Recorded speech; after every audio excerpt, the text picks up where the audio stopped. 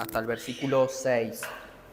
Y dice así la palabra del Señor: Por tanto, hermanos santos, participantes del llamamiento celestial, considerad al apóstol y sumo sacerdote de nuestra profesión, Cristo Jesús, el cual es fiel al que le constituyó, como también lo fue Moisés en toda la casa de Dios. Porque de tanto mayor gloria que Moisés es estimado digno cuanto tiene mayor honra que la casa el que la hizo.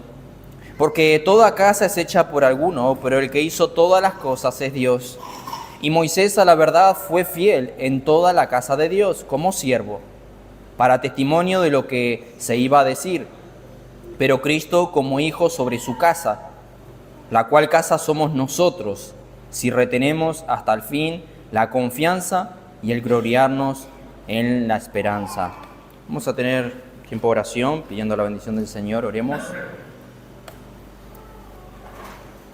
Señor, gracias por la oportunidad que nos has permitido tener en el tiempo de alabanza. Sin duda llena nuestros corazones el privilegio que tenemos de alabarte, adorarte, Señor, pero qué bueno es hacerlo con entendimiento, hacerlo, Señor, sabiendo a quién adoramos, a quién alabamos, sabiendo quién está en esta hora en medio nuestro para ser oído, así como tú en esta hora nos escuchas.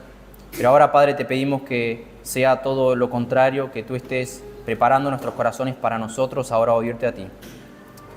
Que al predicar tu palabra, Señor, nos des un corazón tierno, un corazón que podamos mirar a Jesús, un corazón, Señor, que no resista tu voluntad, un corazón que pueda ser manso y humilde, que podamos ser sabios en recibir tu palabra y por sobre todo aplicarla. Padre, oramos por la ayuda de tu Espíritu Santo, como siempre, porque sabemos y reconocemos que si tu Espíritu no obra, en vano sería. Sabemos que tu Espíritu es el de que prepara los corazones, prepara esa tierra fértil para que la semilla pueda dar fruto. Por eso, Padre, edifica esta tarde a tu iglesia y dame claridad en mis palabras y por sobre todo, Señor, sabiduría al hablar. Pedimos, Señor, tu guía y tu bendición en el nombre de Jesucristo. Amén. Hebreos capítulo 3. Hoy comenzamos, hermanos, si podríamos llamarlo así, un nuevo tema.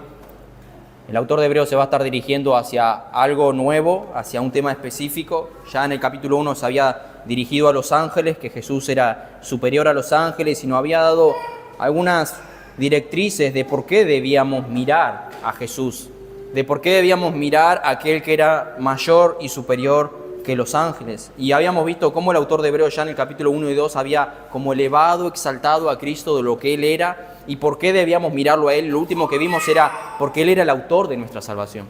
Él era el autor de nuestra salvación y lo que había hecho en nosotros. La manera en que nosotros ahora podíamos llamarnos hijos de Dios y podíamos llamarnos hermanos de Cristo por la obra en la cruz que Él había hecho.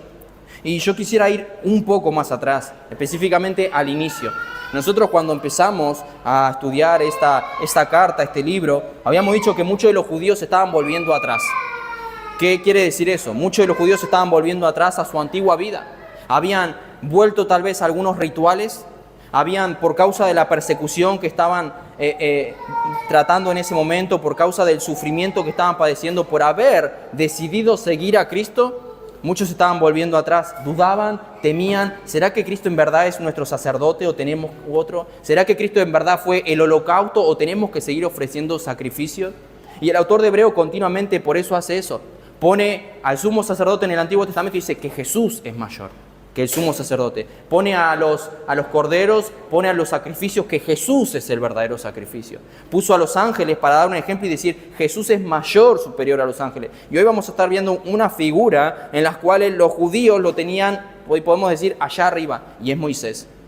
Es Moisés. Y el autor de Hebreo nos va a decir que Jesús es mayor que Moisés. Pero el punto que quiero mencionar, hermanos, desde un inicio, y es lo que se va a basar toda la enseñanza de hoy, no simplemente que Jesús es mayor que Moisés, sino la enseñanza nos va a llevar a que consideremos a Jesús, a que miremos a Jesús. Y Él va a dar razones de por qué nosotros debemos considerar y mirar a Jesús. Y eso es lo que estaremos viendo hoy. En primer lugar, un llamado a considerar a Jesús.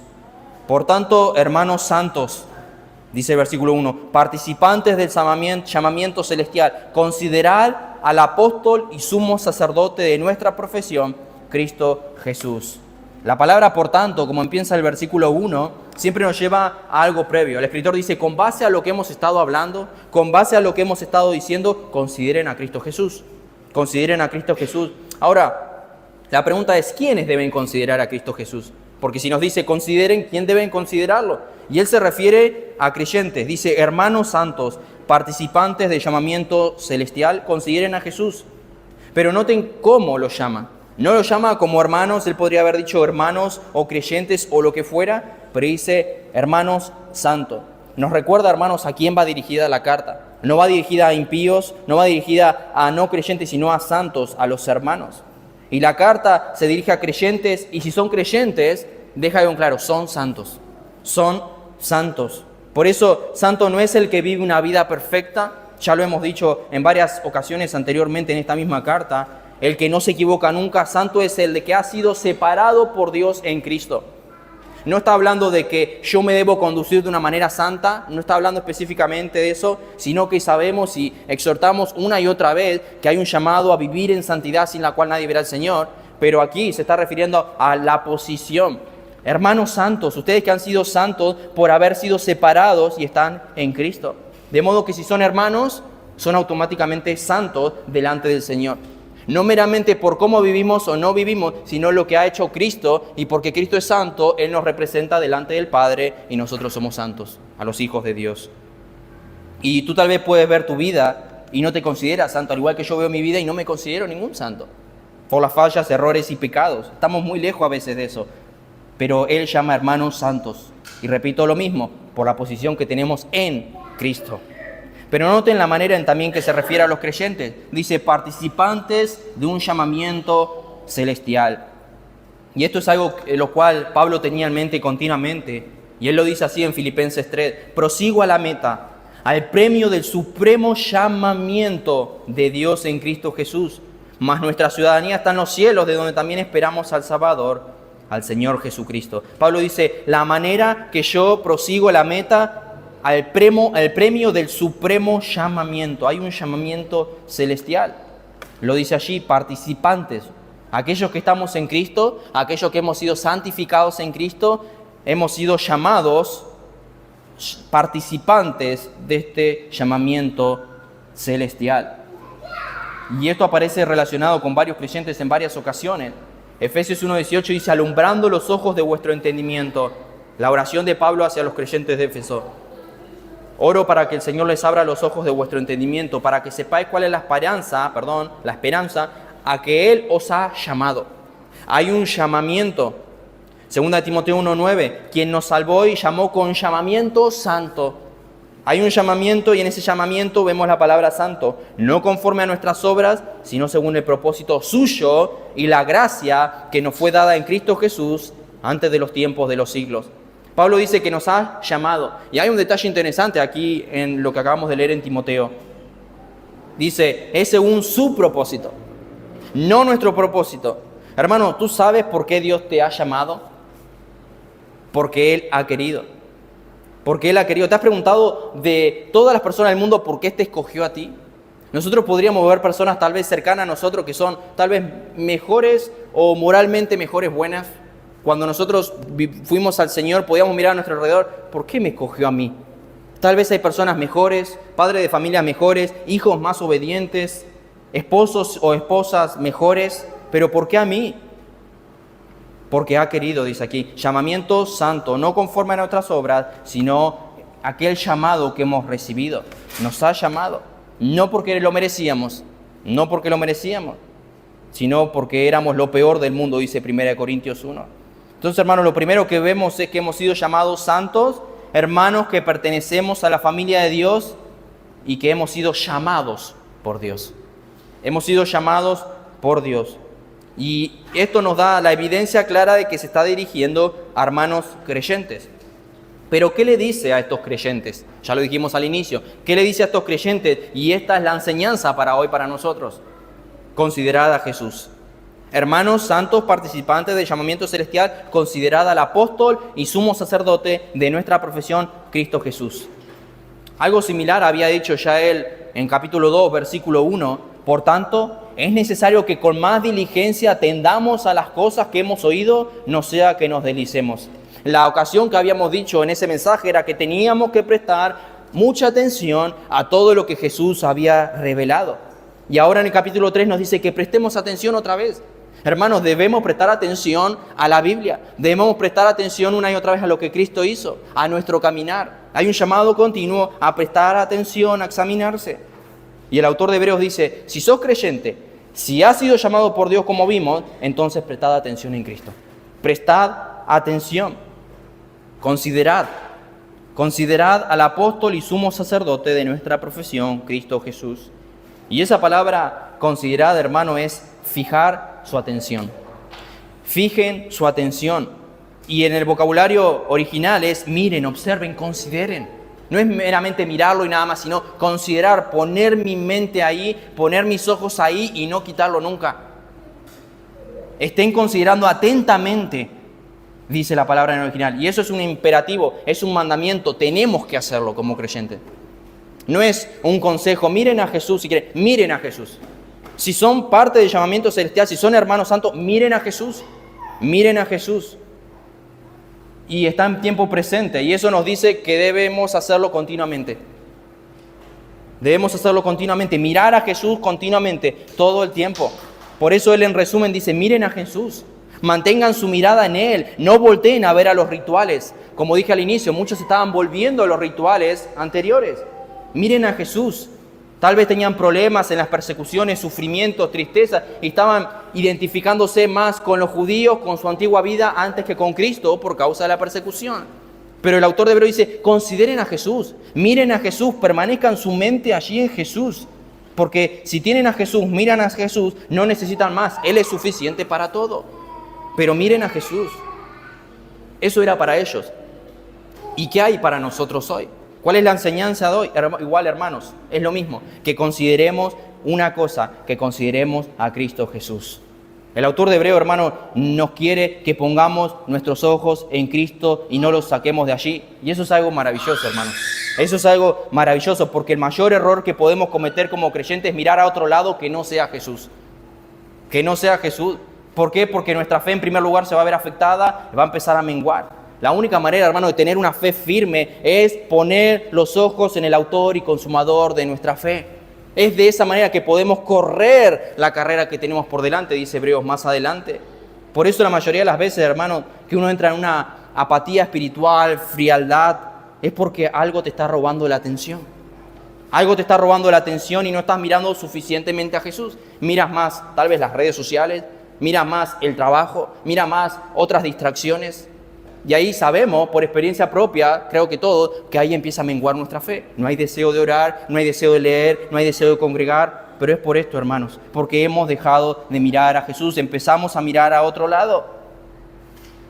Tal vez estamos más pendientes de los problemas que tenemos, de la economía en el hogar o de lo que sea. Y eso empieza a robar la paz, el gozo. ¿Por qué? Volvemos a lo mismo, porque empezamos a mirar a los problemas o hemos mirado a otro lado y hemos desconsiderado a Jesús. Por eso el capítulo tras capítulo el autor de Hebreos nos va a decir, miren a Jesús. ¿Estás débil? Mira a Jesús. ¿Estás desanimado? Mira a Jesús. ¿Estás falto de fe? Mira a Jesús. Él es la fuente. Él es la fuente, hermano. Hermano, la vida cristiana se vive mirándolo a Él. Nunca vamos a llegar a la meta, dijo Pablo, si no consideramos al apóstol y sumo sacerdote de nuestra profesión.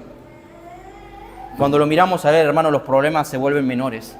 Los problemas que vienen en nuestra vida, cuando lo miramos a Él, no afectan tanto. Cuando viene la tentación y lo miramos a Él, no parece tan grande e imposible de vencer esa tentación, porque sabemos que Él ya venció el pecado y Él está ahí con nosotros. Cuando llega tal vez el descontento con lo que tienes y lo miras a Él, te das cuenta que tienes más de lo que mereces, pero te das cuenta de eso cuando lo miras a Él. Hermano, ¿quieres tener una vida cristiana con gozo? No quites tu mirada de Él.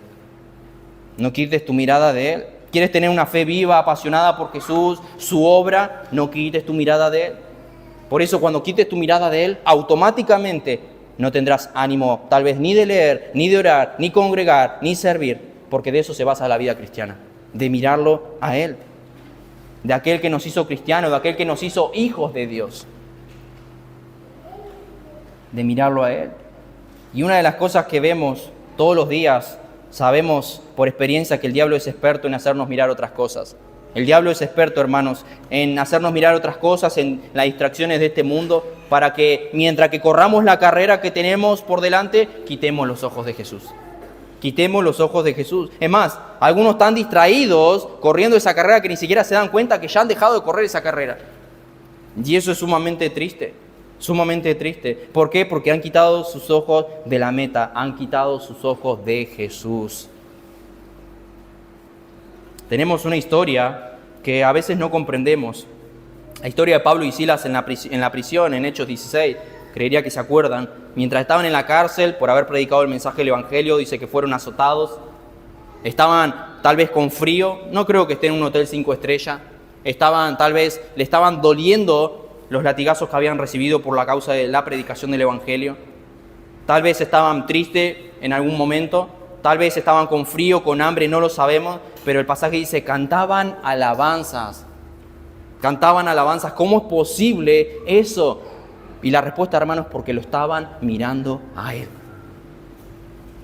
No habían quitado su mirada de Él. No habían quitado la mirada de quién estaban predicando. No habían quitado la mirada de que si ahora nos matan por la predicación del Evangelio, vamos a ir a aquel que nunca hemos dejado de mirar.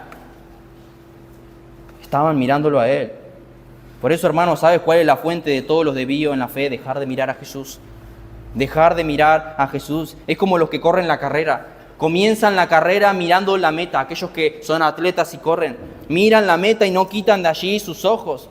No lo ves mirando a los costados, por más gente que haya, por más cámara que haya. Ellos no se distraen, se preparan, se perfeccionan y corren y corren y corren y corren. Miran y siguen mirando la meta y corren y corren. No saben si van a llegar primero, último, quinto, no importa el puesto, pero ellos corren mirando a la meta, mirando la cinta y a la meta. Y eso somos llamados a hacer, hermanos. Mirar a Jesús y correr la carrera que tenemos por delante. Y tener en nuestro corazón, yo tengo que llegar allí. Yo voy a llegar así. Yo tengo que llegar a la meta, como dice la Escritura, lo más santo posible. Es fijar la mirada y correr. Y sí, por el camino se van a levantar cosas que nos van a distraer, cosas, personas, aún el diablo mismo, para que quitemos nuestra mirada de allí. Hermano, y todo lo que venga, si quieres ser sabio, todo lo que venga a tu vida que te distraiga de tu comunión con el Señor, de poner tus ojos allí, sácalo de tu vida. Sácalo de tu vida. Se llame como se llame. Una persona, una relación, trabajo, distracciones, dinero, lo que sea. Porque el diablo es astuto. El diablo sin duda es astuto para que quitemos nuestra mirada del Señor.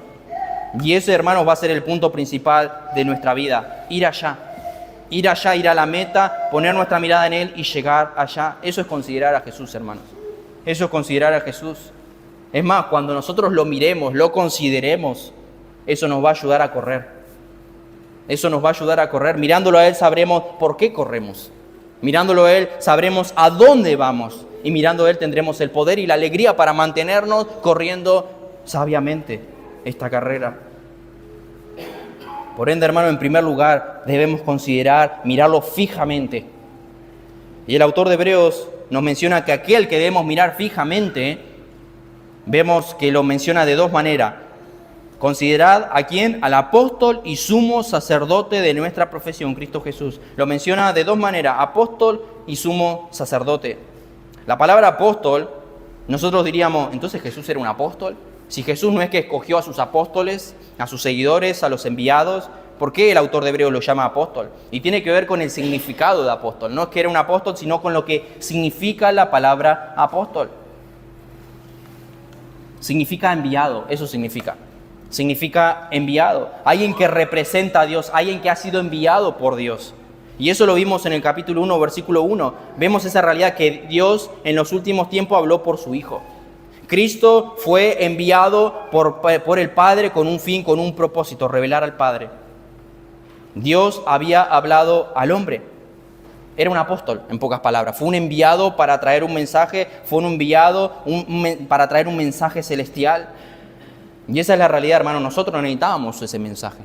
Nosotros necesitábamos la palabra de Dios para conocer sus caminos, para conocer quién es Él, para conocer cómo es Él, para conocer cómo llegamos a Él. Y el apóstol de Dios, o sea, Jesucristo, el enviado de Dios, vino para traernos la palabra de Dios, para que con ese mensaje del Evangelio nos llevara a Dios. Nos llevara a Dios. Por eso necesitamos oír de Él para llegar a Él. Necesitamos de Dios para llegar a Dios, en pocas palabras. Ahora, pero si nos dio podemos decir así, nos envió a alguien para darnos un mensaje, ¿cómo llegamos a aquel que dio el mensaje? Por medio de ese enviado mismo, por medio del apóstol mismo, porque también lo llama el sumo sacerdote. ¿Cómo llegamos a Dios? Por medio de Cristo, por medio del sumo sacerdote. Ya lo hemos dicho en la clase anterior, por eso no voy a abarcar mucho, capítulo 2, versículo 17, por lo cual debía ser en todo semejante a sus hermanos para venir a ser misericordioso y fiel sumo sacerdote. Ya hemos dicho algunas cosas, hermanos, pero ¿qué era el sacerdote? ¿Qué era el sumo sacerdote en el Antiguo Testamento? Es aquel que se presentaba delante de Dios para interceder por el pueblo, en pocas palabras. Iba con sangre para representar delante de Dios al pueblo que había pecado. Y la única manera de presentarse delante de la santidad de Dios sin ser consumido, o para que se calme, se acople la ira de Dios, era presentarse con sangre. Hacían un trabajo de intercesión y eso es lo que hizo Jesucristo por nosotros. Es el sumo sacerdote que intercede por nosotros. Y no meramente lo está haciendo ahora, mientras que está a la diestra del Padre, como dice Hebreos, intercediendo por nosotros, sino que ya lo hizo aún cuando estaba en la tierra. Juan 17, 9 al 11 dice, yo ruego por ellos, no ruego por el mundo, sino por lo que me diste, porque tuyos son y todo lo mío es tuyo y lo tuyo mío y he sido glorificado en ellos. Y ya no estoy en el mundo, mas estos están en el mundo. Y yo voy a ti, Padre, a los que me has dado, guárdalos en tu nombre, para que sean uno así como nosotros. Sabemos que está hablando de sus discípulos en ese momento, pero más adelante el pasaje dice, aquellos que han de creer por la palabra de ellos, o sea, por ti y por mí si estamos en Cristo. El sumo sacerdote ya estaba intercediendo por nosotros aún aquí en la tierra. Y es precioso, hermanos, saber que Él rogó por nosotros y aún ahora sigue intercediendo por nosotros. Hermanos, si tú has pecado contra el Señor en estos días, puedes ir a Dios. Puedes ir a Dios. Arrepentido porque hay alguien que está intercediendo por ti. A veces cuando nos piden oración por algo, decimos voy a orar, lo voy a tener en oración, voy a orar por eso, gracias por compartirlo. Pero sabemos que lamentablemente oramos una o dos veces y a veces por nuestra torpeza dejamos de orar o directamente nos olvidamos. Llegamos a casa, no lo anotamos, nos olvidamos. Hermano, pero por más que todos se olviden, déjame decirte que hay alguien que nunca deja de orar por ti. Y es Jesucristo. Él intercede por nosotros. Romanos 8:34, ¿quién es el que condenará? Cristo es el que murió, más aún el que también resucitó, el que además está a la diestra de Dios, el que también intercede por nosotros. Él es el sumo sacerdote que está intercediendo por nosotros. Y es más, el pasaje dice, ¿quién nos va a condenar? Si Jesús está ahí para interceder por nosotros, nadie nos puede condenar. Por eso, hermanos, ¿sabes por qué vamos a llegar al final? Porque Él está intercediendo por nosotros. De otra manera no hubiésemos llegado ni siquiera a la mitad de la carrera. Aquellos que estamos en ella. ¿Por qué? Porque su intercesión no cesa. Por eso, hermano, el mundo entero se puede olvidar de ti, pero Él va a seguir ahí intercediendo a la diestra del Padre por nosotros. Y ese es uno de los mayores privilegios que tenemos como creyentes. La confianza y la esperanza de que hay alguien intercediendo por nosotros perfecto. Versículo 2, vamos a leer 2 al 5, vamos a irlo desarrollando. Considerar al apóstol y sumo sacerdote de nuestra profesión, Cristo Jesús, el cual es fiel al que le constituyó, como también lo fue Moisés en toda la casa de Dios. Porque de tanto mayor gloria que Moisés es estimado digno ¿cuánto tiene mayor honra que la casa el que la hizo? Porque toda la casa es hecha por alguno, pero el que hizo todas las cosas es Dios. Y Moisés a la verdad fue fiel en toda la casa de Dios como siervo, para testimonio de lo que iba a decir. Pero Cristo como hijo sobre su casa, la cual casa somos nosotros. Noten el contraste, No es para decir que uno fue fiel y el otro no fue fiel. Él dice, los dos fueron fieles. Moisés fue fiel en la tarea que se le encomendó y Cristo fue fiel sobre la casa que se le encomendó. Ambos fueron fieles. Pero aunque hayan sido fieles los dos, no son iguales. ¿Por qué? Porque ahora veremos que Jesús es infinitamente superior a Moisés. Pero antes de demostrar allí en el pasaje la superioridad de Jesús con respecto a Moisés, antes de hablar de las diferencias, habla de ciertas similitudes, y es lo que acabo de decir, de su fidelidad. Números 12 dice, a mi siervo Moisés, que es fiel en toda mi casa, cara a cara hablaré con él y claramente. La Escritura nos dice que Dios le dio un plan, si podemos decir, a Moisés. Que vaya a Egipto, que saque a su pueblo, que Dios iba a estar con él, que Dios le iba a respaldar, que Dios le iba a utilizar. Vemos que lo sacó, vemos que sacó al pueblo. La Escritura nos dice que llegaron al Mar Rojo, que dice que Moisés con la vara abrió el mar porque creyó la promesa de Dios que lo iba a librar de ese momento. Vemos que desde el inicio condujo fielmente a lo que Dios le mandó. Si bien había un poco de cobardía al inicio, y es entendible, pero vemos que él fue fiel. Flaqueó en varias oportunidades en el desierto, como también pasó en Egipto cuando mató al egipcio. Dice que la Escritura que golpeó la roca en lugar de hablarle como Dios le había mandado. Como Dios le había mandado, por eso no entró a la tierra prometida. Y nosotros podemos ver esas deficiencias. Pero lo que vemos es que él fue fiel en todo lo que Dios le había prometido. Y no por lo que vemos, sino por lo que la Escritura dice. Número 12 dice, a mi siervo Moisés que es fiel en toda mi casa. Éxodo 40:16 dice, Moisés hizo conforme a todo lo que Dios le mandó, así hizo. Había una fidelidad en Moisés. Había una fidelidad en Moisés, y es lo que nos dice aquí el texto de Hebreo. Y así como Moisés fue fiel, dice a quien lo escogió, Jesús también fue fiel. Solo que mucho mejor, solo que mucho más, solo que no simplemente no golpeó la roca, sino que él fue golpeado. No solamente que él, Moisés, tropezó, podemos decir pecó, mató a un egipcio, tuvo imperfecciones, pero Jesús no. Por eso es perfecto, por eso es mucho más superior. Por eso Jesús fue fiel y hace ese contraste. Uno fue fiel, pero falló, si vemos a lo largo de la Escritura, pero es fiel, pero también Jesús es fiel, sin fallas, nos dice la Escritura. Juan 7:18, el que habla por su propia cuenta, su propia gloria busca, pero el que busca la gloria del que le envió, dice Jesús, este es verdadero y no hay injusticia en él. En otras palabras, Jesús dijo, saben que soy un apóstol verdadero porque no busco mi propia gloria, sino la gloria del que me envió. Porque vine a cumplir la tarea que el Padre me envió. La Escritura nos dice que de la niñez estuvo siempre en los negocios de su Padre. Juan 8 nos dice algo similar, versículo 29, porque el que me envió conmigo está. Conmigo está. No me ha dejado solo el Padre, porque yo hago siempre lo que le agrada. Y eso habla de fidelidad, de obediencia. Acompáñenme por un momento a Juan 17. Juan 17.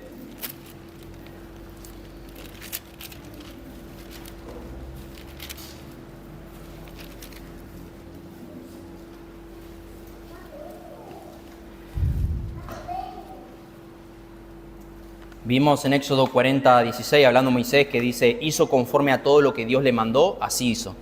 Moisés fue fiel. Pero noten lo que dice 17, versículo 4 y 5. Yo te he glorificado en la tierra, he acabado la obra que me diste que hiciese. Fui fiel, la pude cumplir. Ahora pues, Padre, glorifícame tú al lado tuyo con aquella gloria que tuve contigo antes que el mundo fuese. Ahora, Padre, haz esto porque yo ya cumplí lo que tú me mandaste. Jesús hizo la voluntad del Padre, fue fiel, dice este pasaje. Pero aquí hay dos distinciones. Jesús cumplió la misión como hijo y Moisés lo hizo como siervo. Porque si nosotros vemos al finalizar el versículo 6, dice, pero Cristo como hijo sobre su casa. Como hijo sobre su casa. Yo quisiera que leamos otra vez del versículo 2 al 5. Vamos a ver no ahora la fidelidad, sino la gloria de uno y la gloria del otro, el cual es fiel al que le constituyó, como también lo fue Moisés en toda la casa de Dios. Eso ya lo vimos. Porque de tanto mayor gloria que Moisés es estimado digno este, ¿cuánto tiene mayor honra que la casa el que la hizo? Porque toda casa es hecha por alguno, pero el que hizo todas las cosas es Dios.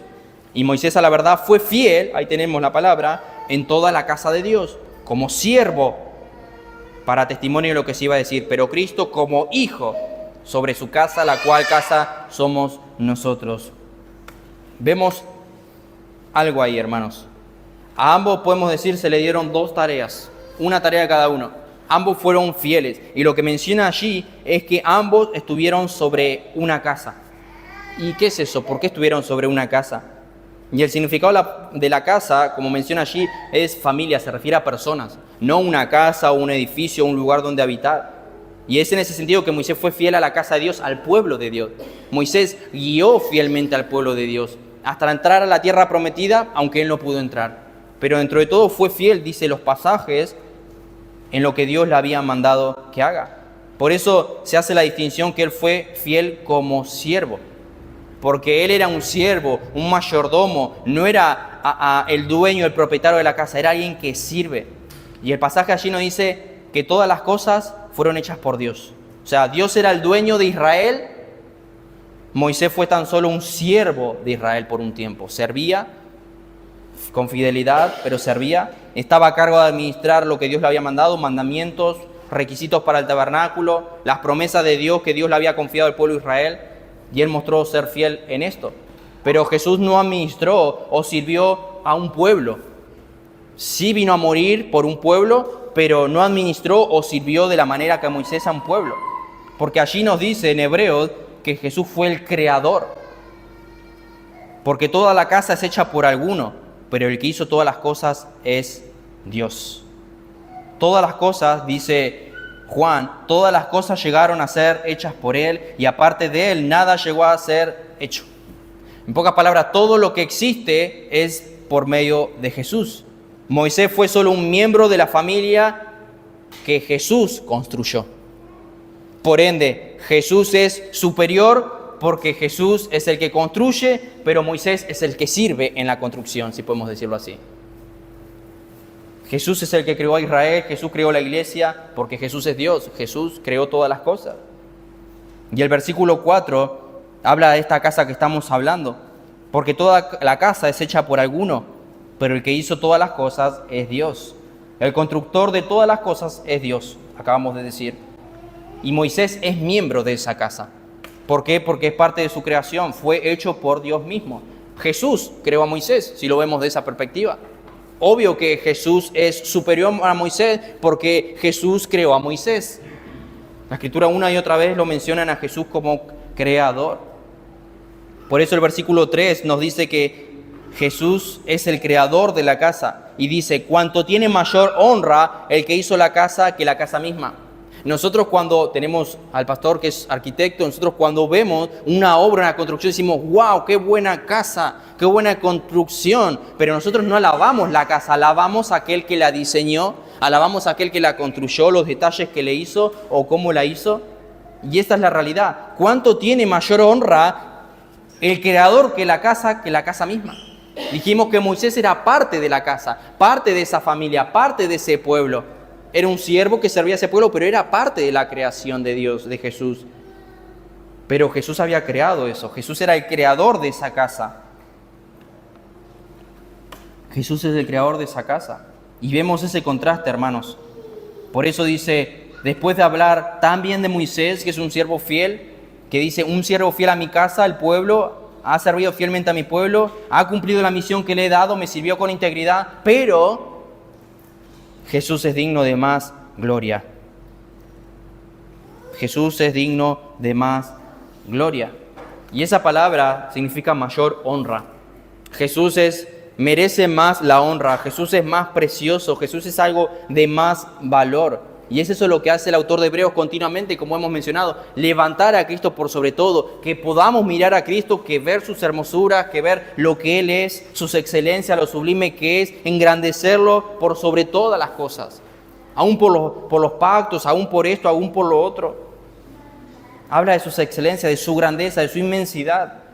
¿O no merece más gloria el que hizo la casa que la casa misma? Jesús merece la gloria, mucho más que Moisés, y por eso el estudio es que es superior a Moisés. Y dijimos anteriormente que Moisés fue fiel en toda la casa de Dios, pero Cristo fue fiel como hijo. Otra traducción habla del versículo 6, lo dice así, pero Cristo fue fiel como hijo sobre la casa de Dios, cuya casa somos nosotros si retenemos firme hasta el fin nuestra confianza y la gloria de nuestra esperanza. Por eso lo importante, como dije, es entender quién es esa casa. La casa somos nosotros. Nosotros somos la casa. Como dije al inicio, casa significa familia, templo. Efesios 2 nos dice así, Efesios capítulo 2, versículo 19 al 23. Así que ya no soy extranjeros ni advenedizos, sino conciudadanos de los santos y miembros de la familia de Dios, edificados sobre el fundamento de los apóstoles y profetas, siendo la principal piedra del ángulo Jesucristo mismo, en quien todo el edificio, o sea, la iglesia, bien coordinado, va creciendo para ser un templo santo en el Señor, en quien vosotros también estáis juntamente edificados para morada de Dios en el Espíritu. Esa es nuestra identidad, hermanos. Somos casa de Dios. Somos edificación de Dios, si podemos decirlo así. Creación de Dios. Casa de Dios, dice aquí el autor de Hebreos. La cual casa somos nosotros.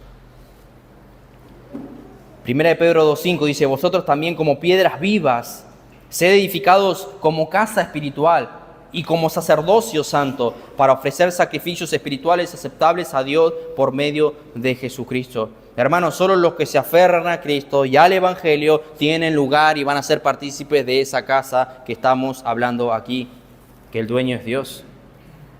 ¿Quién es el dueño de la casa? Dios. ¿Quién es el creador de la casa? Dios. ¿Quién ha llamado a sus santos a habitar en esa casa y ser parte de esa casa, esa familia, ese cuerpo? Dios. Por eso es la casa de Dios. Primera de Timoteo 3 dice, esto te escribo, Timoteo, aunque tengo la esperanza de ir pronto a verte, para que si tardo sepas cómo debes conducirte en la casa de Dios, que es la iglesia del Dios viviente, columna y baluarte de la verdad. Esta es la casa de Dios. Y no hablo meramente del edificio, porque sabemos que cuando estamos reunidos, ya sea aquí, en cualquier lugar, Dios está en medio nuestro, en medio de su pueblo. Ha prometido su presencia. Pero en la casa, en nosotros, y saber que Él está en medio de nosotros, tiene implicaciones, hermanos, porque Él es el dueño de la casa. Sabemos que cuando vamos a la casa de alguien, tenemos que someternos a sus normas. Si no, sería una falta de respeto no someterse a las normas de esa casa. O pedir permiso o hacer lo que quiero. Yo no puedo ir a la casa de alguien y hacer lo que yo hago en mi casa. Eso sabemos que no es así. Pero a veces pensamos que podemos venir, si podemos llamarlo así, a la casa de Dios y manejarnos como queremos. Por eso nuestro filtro en la adoración, en la predicación de la palabra, en los sacramentos que hacemos, la Santa Cena, el bautismo, es todo filtrado por lo que dice la palabra. Si está en la palabra, lo hacemos. Si no está, no lo hacemos. Porque Él es el dueño de la casa. Él creó a la iglesia. Y si nosotros somos en ese cuerpo, somos parte de esa iglesia, de ese templo, de esa casa, ¿quién somos nosotros para obrar, actuar o hacer lo que queramos si no somos los dueños de la casa? Pero el hecho de que Él sea el dueño de la casa, ¿para qué, hermanos, se construye una casa? Para vivirla, para habitarla. Y ese es el propósito principal. El dueño construye una casa para vivirla, para vivirla. Juan 14:17 dice, el Espíritu de verdad, del cual el mundo no puede recibir, porque no le ve ni le conoce, pero vosotros le conocéis, porque mora con vosotros y estará en vosotros. Esa, hermanos, es la promesa del nuevo pacto. La Escritura lo menciona una y otra vez. ¿Qué se cumple en el nuevo pacto con la muerte de Cristo que queda sellado con su sangre? La Escritura desde el Antiguo Testamento dice que Él será nuestro Dios, nosotros seremos su pueblo y que Él habitará en medio de ellos. Que Él habitará en medio de ellos, en medio de nosotros. Así que Moisés era uno más de la casa. Por eso Jesús está por encima. Moisés era parte de esas piedras vivas, si podemos decir así, espirituales, que es el pueblo de Dios, pero Cristo es mayor porque es el creador de la casa.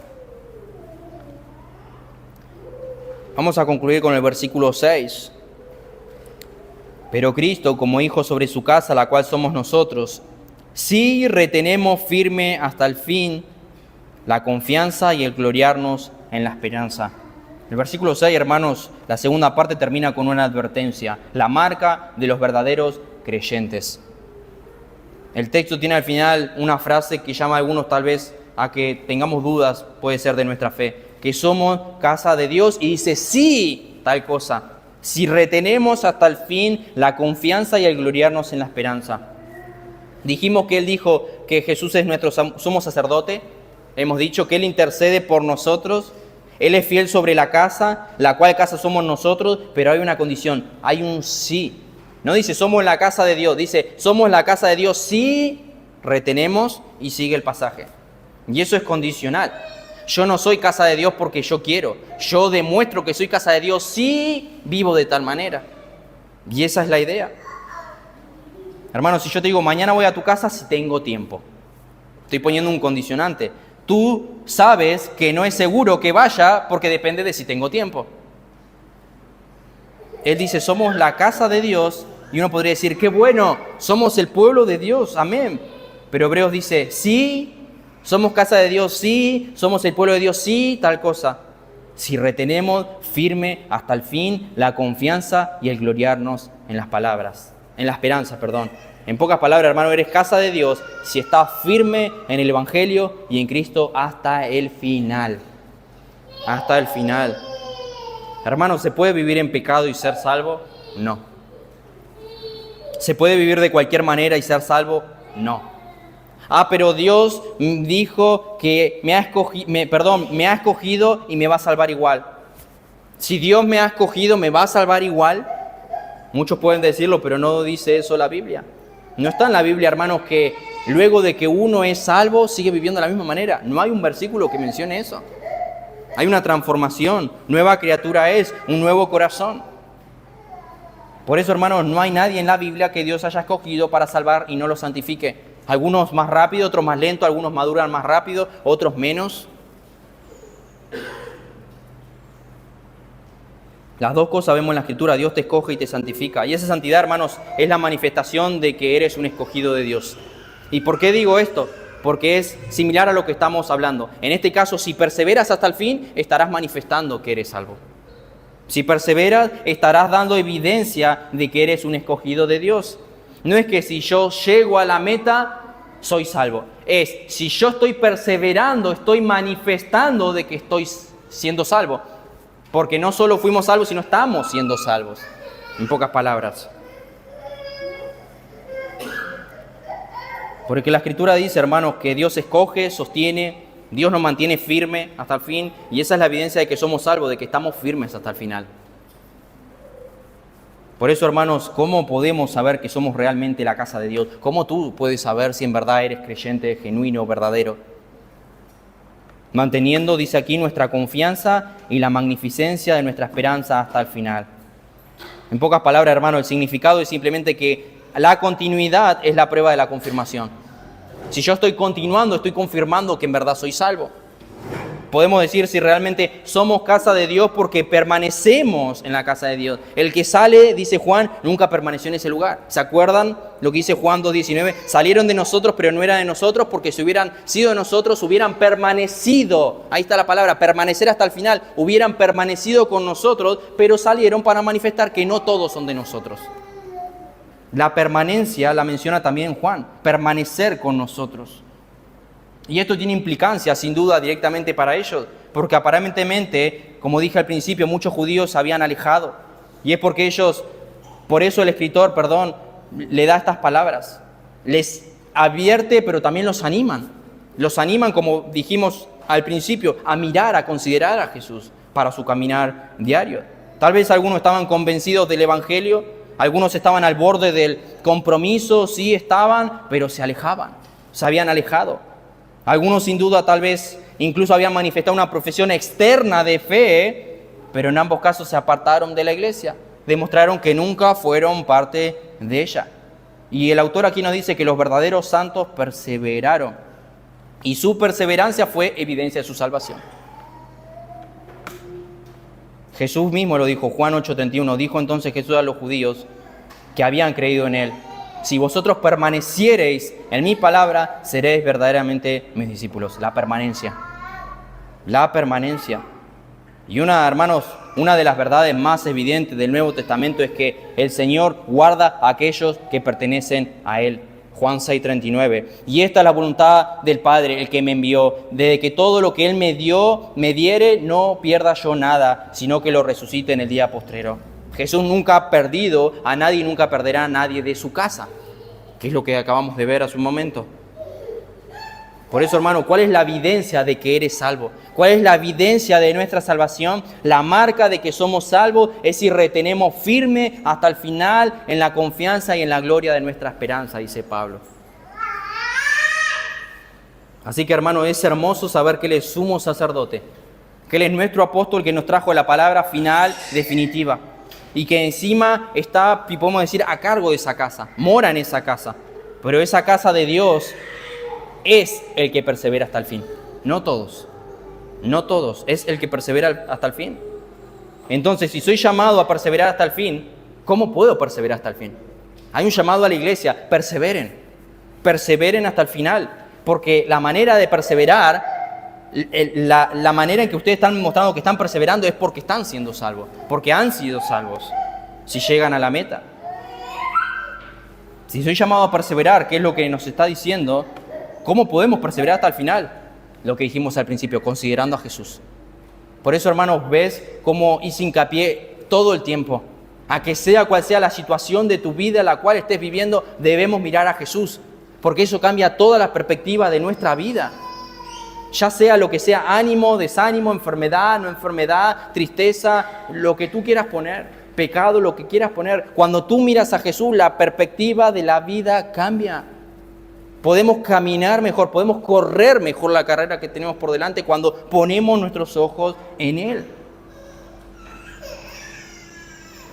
De esa manera, hermanos, se corre la carrera. De esa manera se vive la vida cristiana. Poniendo los ojos en Jesús, el autor y consumador de nuestra fe. Dijimos que era un profeta mayor que Moisés, un siervo mayor que Moisés, el constructor de la casa, la cabeza del cuerpo, si podemos llamarlo así, el Señor de los siervos, porque Moisés era un siervo, pero Jesús era el Señor, es el Señor. Es el creador de las criaturas, porque dijimos que Jesús aún creó a Moisés. Por eso, hermanos, Jesús es digno, como dice el pasaje, de mayor gloria que Moisés. A Él mirad, a Él considerad. Judíos, creyentes, a Él mirad, a Él considerad. Y en Él estará firme hasta el final como casa de Dios. Hermano, ¿vas a llegar a la meta? ¿Llegarás a la meta? Siempre hablamos de la palabra que todos deseamos escuchar en un momento. Bien, buen siervo y fiel. Sobre poco has sido fiel, sobre mucho te pondré, entra en el gozo de tu Señor. La manera de llegar fielmente a esa meta y escuchar esas palabras es poniendo los ojos en Jesús. Sabemos que el Señor nos guarde a todos, hombres y mujeres, de las caídas que hemos escuchado a lo largo de los años. Pastores, personas, no importa. Descompromisos, como queramos llamarlos. Pero sabemos, hermanos, que hubo un momento en el cual se quitó la mirada de Cristo. Que el Señor nos guarde, iglesia, de quitar la mirada en Cristo. Porque puede venir una destrucción a nuestra vida cuando apartamos nuestros ojos de Él. Y eso sin duda es así. Por eso el llamado del autor de Hebreos, considerad a Jesús, miren a Jesús. Pero si en esta noche, amigo, no estás en Cristo, no conoces a Jesús. Tal vez te congregas, tal vez vienes, visitas, pero en verdad no ha habido una obra transformadora en tu corazón. Si en verdad no ha hecho una nueva criatura en tu corazón y seguís viviendo como antes, déjame decirte que necesitas mirar a Cristo de la misma manera. La misma exhortación, debes mirar a Cristo, pero no mirarlo como a la meta porque no vas hacia ningún lado. Hoy tu meta, si estás sin Cristo, es el infierno. Necesitas mirarlo de otra manera, allí colgado en la cruz.